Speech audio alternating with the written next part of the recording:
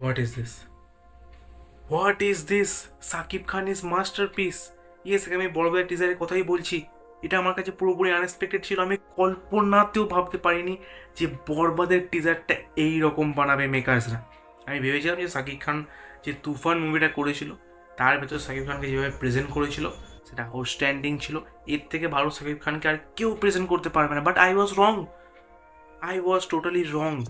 কারণ বরবাদের টিজারের ভেতর সাকিব খান যে ধরনের লুক ছিল, যে ধরনের প্রেজেন্ট ছিল, যে ধরনের ক্যারেক্টার উনি বেঁচেছেন, ভাই বাংলাদেশের একটা অ্যানিমাল বলা যেতে পারে। পুরোপুরি ব্যাড অ্যাস ছিল। আর এই বরবাদের টিজারটা দেখার পর যতটুকু আমরা সাকিব খানের ক্যারেক্টারের ইন্ট্রোডাকশান পাচ্ছি, উনি মেবি কোনো একটা গ্যাংস্টার ফ্যামিলি থেকে বিলং করে। অ্যান্ড ওনার বাবাকে দেখে মনেই হচ্ছে যে উনি কোনো রেইস ব্যক্তি।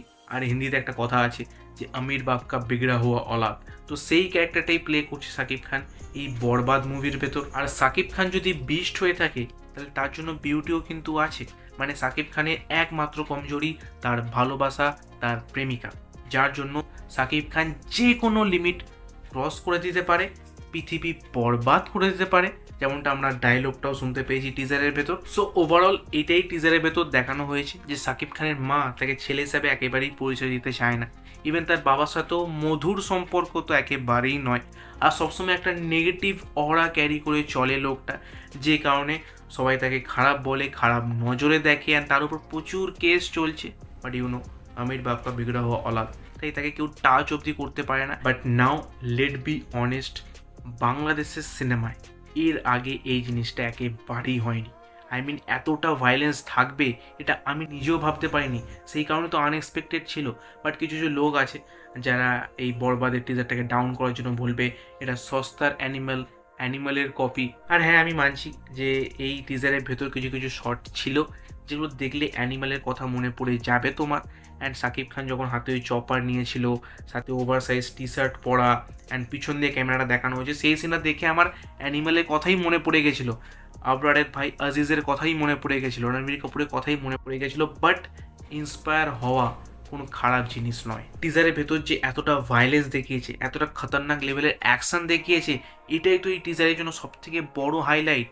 ইভেন তার পাশাপাশি এই টিজারের সাথে পুরোপুরি খাপে খাপ ম্যাচ করে যায় এর ব্যাকগ্রাউন্ড মিউজিক। আর তার পাশাপাশি সাকিব খানকে একটা হ্যাটস অফ, কারণ সাকিব খান বাংলাদেশের সব থেকে বড় সুপারস্টার। আর হিরোরা সচরাচর এই ধরনের স্ক্রিপ্ট কিন্তু সিলেকশন করে না, তারা ইগনোর করে দেয়। কারণ এই ধরনের ক্যারেক্টারগুলো প্লে করলে তাদের যে হিরোর ইমেজটা সেটা নষ্ট হয়ে যায়।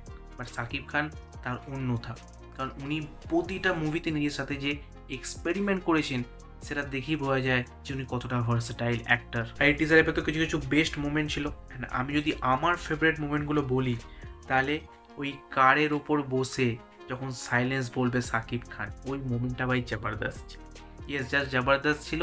আর সেকেন্ড মুভমেন্টটা হচ্ছে যখন ওই মুখে রক্ত ভর্তি হয়ে থাকবে আর হাসবে সাকিব খান, ওইটা ভাই মেমোরেবল মোমেন্ট ছিল।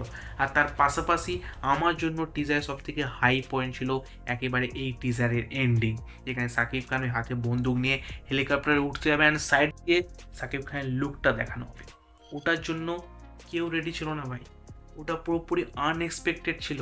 অ্যান্ড ওই লুকটাই বুঝিয়ে দেয় যে কতটা ব্যাড অ্যাস হতে চলেছে এই বরবাদ মুভিটা। আর এই টিজারের ভেতর আরও একটা চমক কিন্তু ছিল, আর সেই চমকটা হচ্ছে যিশু সেনগুপ্ত।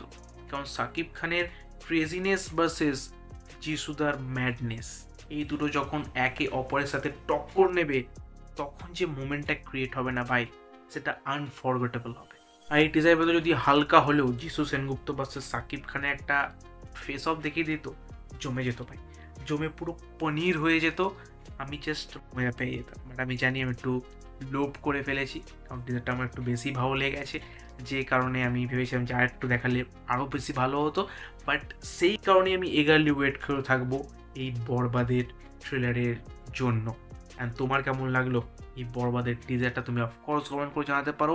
আমার জন্য পুরোপুরি আনএক্সপেক্টেড ছিল। আমি কখনোই ভাবিনি যে এই ধরনের খতরনাক লেভেলের টিজার হতে পারে এই বরবাদটা।